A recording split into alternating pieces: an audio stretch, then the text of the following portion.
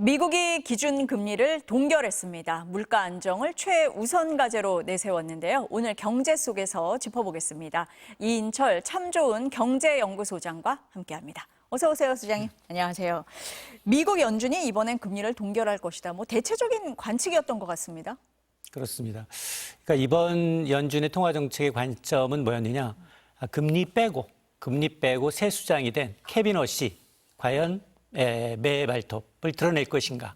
또 하나가 향후 이 점도표, 포워드 가이던스를 해줄 것인가.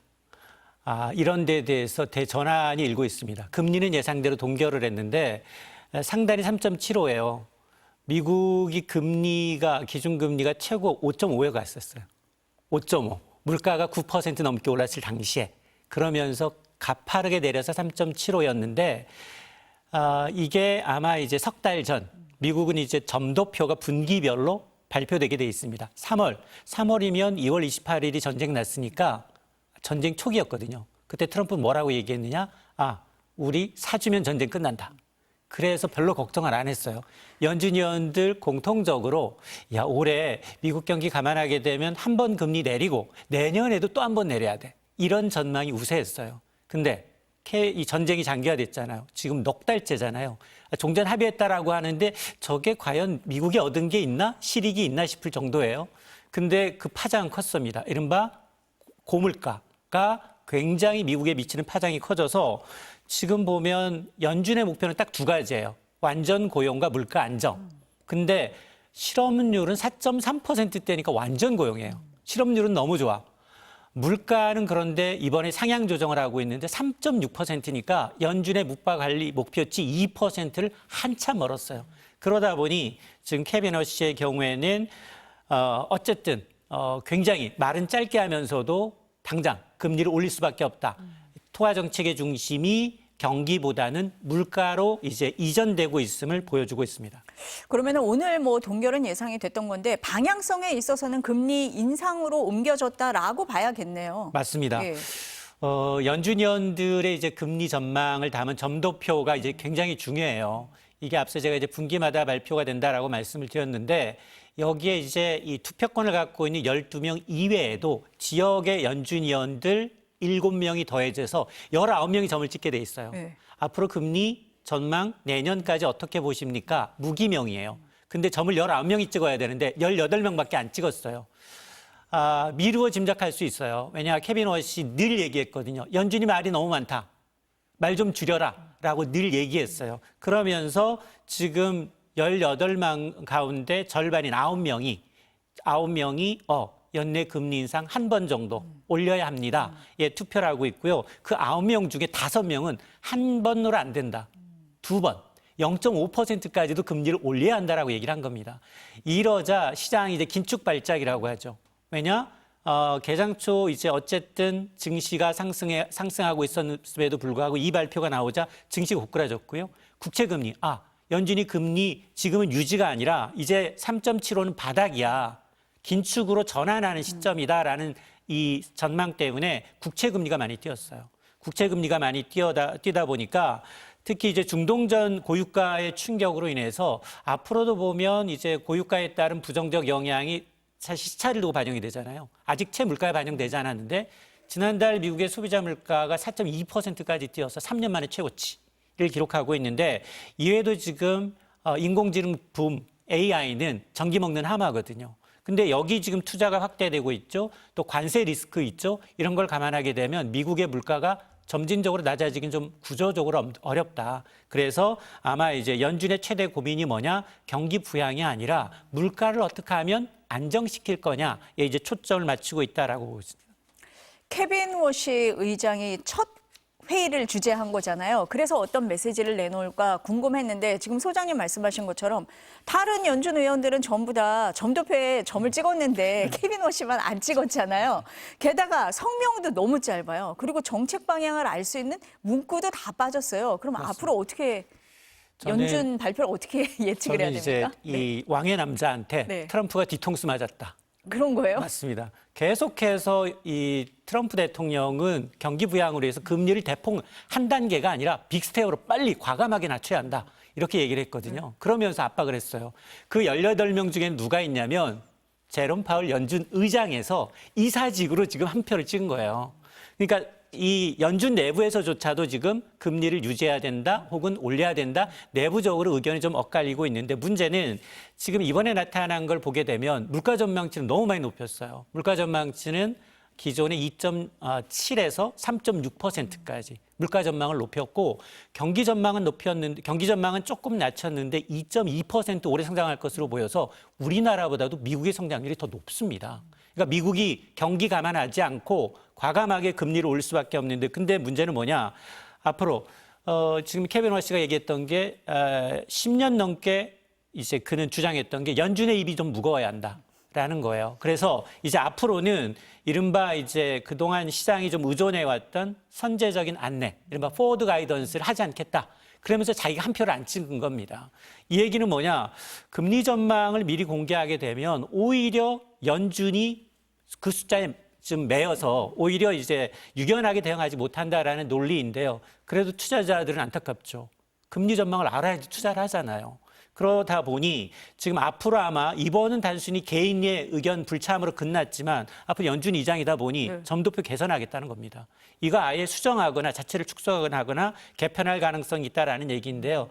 따라서 앞으로 금리 정책 방향은 어떻게 되냐? 발표되는 물가 지표, 고용 지표, 소비 지표 나올 때마다 시장에서 직접 해석하고 판단해라라고 떠민 겁니다. 그동안은 연준에서 이런 얘기를 하면 이쪽 방향으로 가겠구나라고 짐작을 할 수 있었는데 앞으로는 그게 힘들어질 거다 맞아요. 이렇게 보시는 거네요. 과거에 예. 1990년대에 옐런 그린스펀이라는 유명한 사람이 있어요. 아마 사진 보시면 에디슨처럼 생겼어요. 하얀 머리에다가 예. 이 안경 큰 굵직한 안경 쓰신 분인데 그분이 말도 어눌한데 시장에 던지는 메시지가 너무 이게 지금 금리를 내린다는 얘기인가 안 내린다는 얘기인가 애매모호해요. 근데 통화 정책의 수장은 어쩌면 그렇게 해야 되는 것이 맞을 수도 있어요. 그럼에도 불구하고 그동안 길들여져 있었거든요. 포워드 가이던스에 몇 달 만에 금리 얼마나 내리고 얼마나 오른다더라를 계산할 수 있으면 투자자들은 명확하게 가이드를 받기 때문에 투자하기가 쉬워져요. 그러니까 그게 더 안타까운 거죠. 트럼프 대통령이 계속 금리 내리라고 압박을 했잖아요. 그거 안 통하는 거예요, 그러면? 그러니까 이미 연준 의장 임기는 시작됐어요. 네. 이제 뭐 어차피 해임 못 합니다. 4년은 가야 돼요. 기본적으로 4년은 가야 되고 그리고 이제 그동안도 사실은 공식석상에 그렇게 드러나지 않았어요. 케빈 워시 의장이. 근데 과거의 행적을 들어서 우리는 이렇게 했지. 오히려 성장보다는 물가에 좀 초점이 찍혔겠지라고 했는데 어쨌든 뭐 트럼프 대통령이 지속적으로 압박을 하고 연준 의장 과거에 이제 퇴출까지 시키려고 여러 가지 노력을 했습니다만 오히려 연준의 독립성 더 강화되고 있다라는 걸 보여주는 단적인 장면이고요. 물가가 지난달 이미 이제 4%를 찍었기 때문에 물론 변동성이 큰 에너지 식음료를 제외하게 되면 2% 후반이지만 그럼에도 불구하고 아마 계속해서 여기서 금리를 더 낮춰버리면 인플레이션에 기름을 붓는 격입니다. 그래서 아마 지금 워시 의장이 이제 취임 일성으로 뭐라고 얘기했느냐? 연준의 독립성 수호를 강하게 천명한 만큼 백악관에 흔들리지 않겠다. 그러니까 앞으로 지금 트럼프 대통령은 계속해서 11월 중간선거 앞두고 계속 압박을 하겠지만 그러나 마이웨이 이르면 미국은 10월 첫 번째로 금리를 인상한다. 그러면 그동안 5.5에서 3.75%까지 낮아가져왔던 긴축 완화가 오히려 긴축 강화로 정책이 바뀔 수 있다는 겁니다. 지금 소장님도 말씀을 하셨지만 이제 금리 인상 가능성이 계속 제기가 되니까 뉴욕 증시가 일제히 하락했단 말이에요. 그런데 일부 금융기관에서는 시장에 좀 과하게 반응을 한다라는 평가를 하기도 했는데 소장님은 어떻게 보십니까? 그럴 수도 있습니다. 왜냐하면 금리 내린 건 아니에요. 이르면 10월에 내린다는 거잖아요. 올리면 맞아요. 예. 그것도 이제 지표 봐가면서 한다라고 하는데 지표만 보면 뭐 고용 지표는 여전히 안정적이지만 물가 지표는 조금 더 올라갈 가능성은 있습니다. 그런데 앞서 제가 9명, 18명 가운데 9명이 금리를 올려야 된다라고 했는데 나머지 9명은 금리 동결 유지예요. 유지이고 인하가 1명이에요. 인하가 1명밖에 없어. 그리고 중동전이 좀 끝났습니다만 국제유가는 어쨌든 배럴당 $80 아래로까지 떨어져서 석 달 만에 최고치인데 이것도 지금 종전 이전, 중동전 이전 상황으로 돌아가는 거냐? 그건 아닙니다. 60달러대였거든요. 그러다 보니 지금 아마 물가가 예상보다 더 뛴다라고 하면 이르면 10월보다도 10월에 한 번 인상하고도 또 인상, 추가적인 인상을 할 수밖에 없기 때문에 기준금리가 인상이 되면 구태여 미국의 10년물 국채금리가 4%가 넘어가는데 이거 구태여 위험자산인 주식에 투자할 이유가 없어지거든요. 그러다 보니 아마 시장에서는 일부에서는 이제 너무 과민 반응하는 게 아니냐. 왜냐? 지금 오늘도 보면 반도체주가 좋았어요. 반도체 주식은 전체 주요 지수가 내렸지만 1% 넘게 올랐는데 마이크론이 오늘 24일 실적 발표 앞두고 이제 투자 기관들이 목표 가격을 상향 조정하고 있습니다. 여기에 삼성에 이어서 SK하이닉스가 7세대 HBM4E라는 시제품을 지금 엔비디아한테 건넸는데 이게 또 호재예요. 오늘 아마 SK하이닉스가 270만 원까지 갔는데요.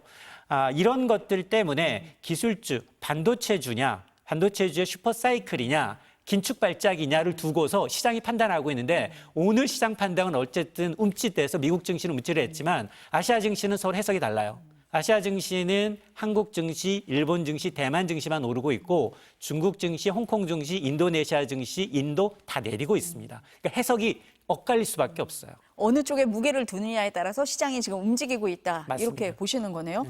근데 일본하고 유럽도 모두 금리를 올렸잖아요. 다 물가 때문 아닙니까? 지금? 맞습니다. 예. 다시 이제 세계 중앙은행들이 이제 물가와의 전쟁이 이제 시작됐는데요. 일본 굉장히 이례적이에요. 1995년 이후 제로금리 깬 거예요. 0.75에서 1%가 된 겁니다. 이게 왜 의미가 있느냐? 물론 물가 때문이긴 하지만 추가로 더 금리를 올릴 가능성이 있기 때문에 그동안 엔캐리 트레이드라고 해서 일본에서 저렴한 엔화 빌려다가 세계의 수익성이 높은 투자 자산에 어마어마하게 투자가 돼 있어요. 그 돈이 다시 일본으로 회귀할 가능성이 있다라는 거고요. 앞서 제가 미국의 국채만 사도 4% 이자 주는데 구태여 주식에? 이런 생각할 수 있거든요. 그러니까 물꼬가 바뀔 수 있다라는 거고 또 하나는 뭐냐면 이게 글로벌 이제 이 자금의 대이동과 더불어서 고금리가 조금 더 장기화될 수 있다. 내년도 물가도 여전히 2% 초반이에요. 2.3 정도 미국도.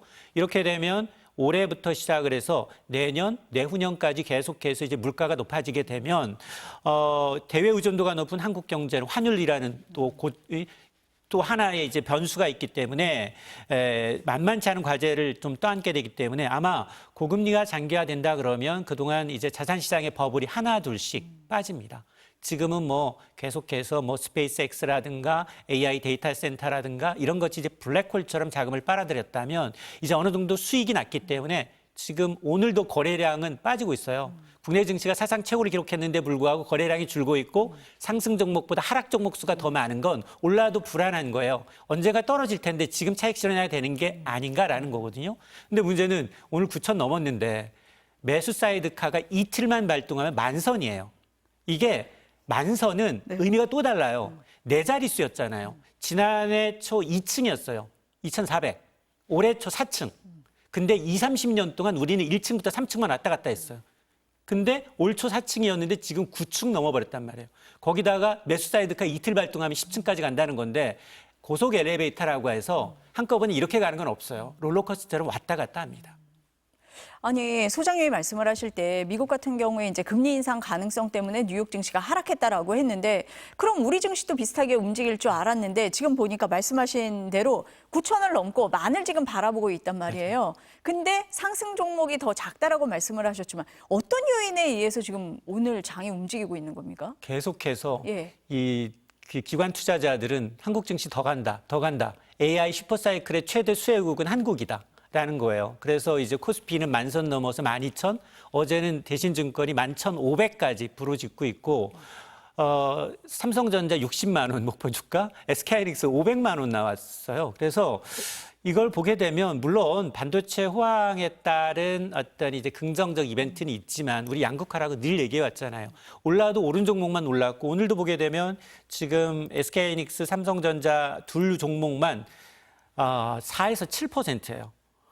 지금 삼성전자가 36만 원 찍었고요. 4% 넘게 올라서 SK하이닉스가 269만 원인데 270만 원 찍었거든요.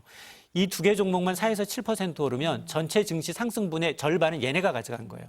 그러니까 나머지 종목들에 대해서는 갖고 계셨던 분은 별로 체감을 못하고 있고 이게 또 B2로 연결되고 또 B2도 어떤 B2냐? 야, 한 배의 레버리지 갖고는 만족 못해. 레버리지나 인버스, 곧버스로 가시는 분들이 많다 보니까 우리가 전 세계에서 증시 변동성이 가장 큰 국가예요. 그러니까 오를 때 많이 오르지만 내릴 때도 많이 내린다. 이래서 아마 오늘도 시장은 추가로 더 간다 이제 베팅을 하고 있는데 늘상 말씀을 드립니다만 한 종목으로 지금 너무 과열돼 있어요. 아니 지금 초등학생들까지 주식 얘기하고 있고 지금 뭐 노인정 가도 그 얘기하고 있고 지하철 타면 다 그 얘기하고 있고요. 9시 되면 직장인들 화장실 간대요. 빨리 주문 걸어놔야 돼요. 이런 상황인 건 이거는 분명히 과열이거든요. 과열은 터집니다. 과열은 터지고 그 피해는 곧바로 개인들의 이제 손실로 이어졌던 게 과거의 학습 경험이에요. 지금 일본이나 유럽도 그 금리를 다 올린 게 물가 영향 때문이잖아요. 우리도 물가에서 자유롭지 못하잖아요. 그러면은 금리 인상할 가능성이 좀 높은 것 같고, 그러면 그게 주식시장에도 영향을 줄 것 같은데 어떻습니까? 맞습니다. 어제 한국은행 신은성 총재가 뭐라고 얘기했느냐? 올해 하반기 올해 물가 상승률 3%대 웃돌 거고 내년에 2% 상회 가능성이 있다는 거예요. 2% 이내로 들어와야지 통화 정책이 유지가 됩니다. 그런데 이 얘기는 우리는 당장 7월에 빅스텝 얘기 나왔어요. 그래서 어제 이렇게 해명했어요. 빅스텝까지 갈 이유는 없다라고 해명까지 했는데 어쨌든 국제유가가 단기간에 떨어지긴 했지만 그동안 누적된 생산 원가 있죠. 물류비 있죠. 이게 전부 다 시차를 두고 공업 제품, 서비스 가격으로 전가됩니다. 그러면 당장 지금 휘발유값 안 내려요. 휘발유값 전국적으로 2,000원이에요, 리터당. 왜 이렇게 안 내리지? 지금 국제유가는 70달러대라는데 또 지금 반도체 호황에 따라서 대규모 이제 대기업들 성과급 n분의 1 달라고 하고 있잖아요. 한국은행 걱정하는 게 이거예요. 이게 전반적인 임금 상승으로 이끌어서 이게 또 하나의 인플레이션 자극할 수 있다라는 거고 여기다가 우리는 수입 물가 대부분 달러 주고 사와야 되는데 1,500원대예요. 거의 고착화되고 있는 상황입니다. 그러다 보니 7월 금통에서 기준금리 인상 명분이 한층 강화가 됐죠. 한 번 올렸는데 그 이후에 이제 통화정책 발표문에서 추가적으로 긴축 더 간다라고 얘기하게 되면 저는 돈의 물꼬가 바뀔 수도 있다라고 봅니다. 일단 금리 인상 가능성이 우리나라도 높아진 상황이고 그래서 주식시장도 조금 신중하게 접근을 해야 된다라고 소장님 보시는 것 같습니다. 지금 국제유가 말씀을 하셨는데 미국하고 이란하고 종전 MOU에 서명을 했습니다. 이렇게 되면 국제유가가 더 얼마나 떨어질 걸로 보세요? 국제유가가 지금 아마 이제 선물 가격이니까 이제 70달러대로 떨어지긴 했어요. 그런데 오늘은 또 이제 트럼프 대통령 이번 전쟁으로 인해서 사실은 이제 오히려 이제 위협을 하고 있습니다. 이란이 이제 이 행상을 준수하지 않게 되면 오히려 공격하겠다라고 얘기하다 보니까 국제유가가 좀 뛰었어요. 그럼에도 불구하고 과거에 우리가 이제 5, 60달러대로 돌아갈 거냐를 보게 되면 그건 좀 어렵지 않냐라는 이제 관측이 우세한데요. 사실 그 국제유가 같은 경우에는 지금 물리적으로 이제 복구 시간이 좀 필요합니다. 미국 이제 국방부의 데이터를 보게 되면 호르무즈 해협에 뿌려져 있는 이제 기뢰 제거 하는 데만 평균 최장 한 6개월 정도. 그리고 이미 파괴된 에너지 설비를 복구하는데 최대 580억 달러 1년 이상 장기적으로 소요될 수 있다라고 보고 있기 때문에 앞서 제가 이제 전기 먹는 하마인 AI 데이터 센터 건설 확대가 좀 이어지면서 에너지 수요가 꾸준히 증가하고 있는데 이런 복구가 지연되게 되면 국제유가는 뭐 국둥금연에서는 좀 벗어났지만 과거와 같은 60달러대는 좀 어려워 보이고 현재 70달러대에서 90달러대의 저 수준의 높은 박스권이 좀 형성되지 않겠느냐라는 관측입니다. 일단 어쨌든 뭐 종전 합의가 됐다고 하니까 국제유가는 하락세를 보이고 있는데 소비자들 입장에서는 당장 주유소 기름값이 떨어져야 체감을 하거든요. 그럼 언제쯤 반영이 됩니까? 늦게 넣으면 늦게 넣을수록 좋을 것 같은데요. 네. 물론 우리 국제유가하고 국내 기름값은 시차가 있습니다. 근데 문제는 뭐냐면 미리 비싸게 사놓은 이 재고가 먼저 팔려야 돼요. 근데 저 같은 사람 다 똑같이 생각할 거 아니에요. 국제유가 많이 내렸으니까 조금 시간이 있으면 반영되겠지 이런 기대감을 갖고 있을 건데 문제는 뭐냐면 그동안 이제 이 중동 전쟁 기간 동안 정부가 최고 가격 상한제 했잖아요. 이게 벌써 7번째예요. 이러다 보니 이게 가격 통제 후유증이 지금 부작용으로 남아 있습니다.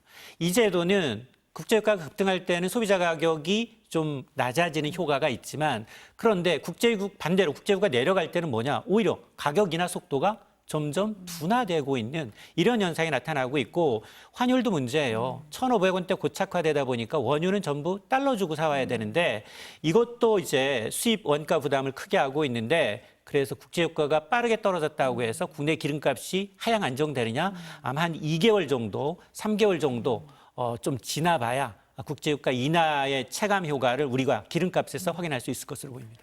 이번 MOU에 따르면 이란산 원유 수출이 허용이 되잖아요. 네. 우리나라 입장에서는 뭐 선택지가 하나 더 늘었다 이렇게도 보이는데 도움이 되는 겁니까? 맞습니다. 일단 한국은 이제 수입 에너지 다변화에서는 이란까지 이제 포함하게 되면 상당히 좀 긍정적이죠. 국제시장에 나온다라고 하면 당연히 가격 안정에 도움은 되는데 문제는 이번에 파손된 설비를 이제 재가동하고 또 수출 물량을 이전 수준으로 회복하는 데도 시간이 걸리고 또 하나 미국의 제재가 완전히 풀린 것도 아니란 말이에요. 이게 지금 60일 정도 숙제를 미룬 느낌이에요.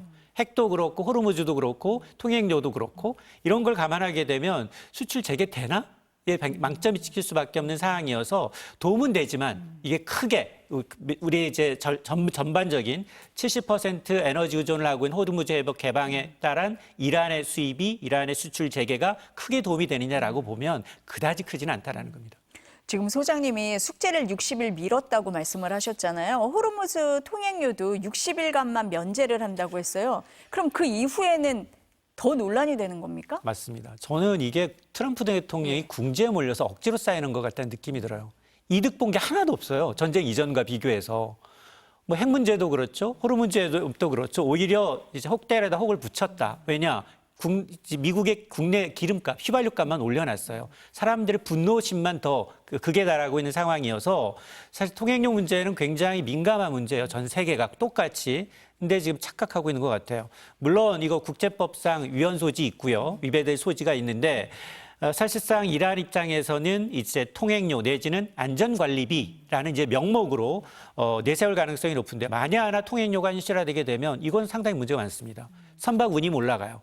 그리고 보험료 따라서 올라갑니다. 결국 이제 원유 가격이 반영이 되게 되면 이게 전 세계 원유 가격이 반영이 돼요. 미국이 자기 손 안 묻히고 푹푹 푼다는 얘기를 하고 있지만 그럼에도 불구하고 특히 우리는 지금 이란산 원유 특히나 이제 이 중동산 원유 수입의 70%를 의존하고 있기 때문에 더 크게 영향을 받을 수밖에 없는데요. 국제사회 전체가 이제 반대를 하고 있기 때문에 아마 이제 통행료를 부과한다 하더라도 큰 폭은 아닐 수 있다. 그럼에도 불구하고 과거처럼 우리가 60달러대로 돌아가기는 굉장히 좀 어려워져 보이고 앞으로 60일 기간 동안 이 통행료 문제가 과연 미국의 주장처럼 60일 동안만 없는 건지 60일 이후에 정말 통행료 부과되는지 그 규모가 배럴당 1달러씩 한 척에 20억 달러를 이제 걷어가는지 여부를 좀 지켜봐야 합니다. 하도 사람들이 트럼프 대통령한테 많이 속아서 완전히 안 믿는 것 같습니다. 좀 지켜보도록 하겠습니다. 오늘 말씀 여기까지 듣겠습니다. 감사합니다.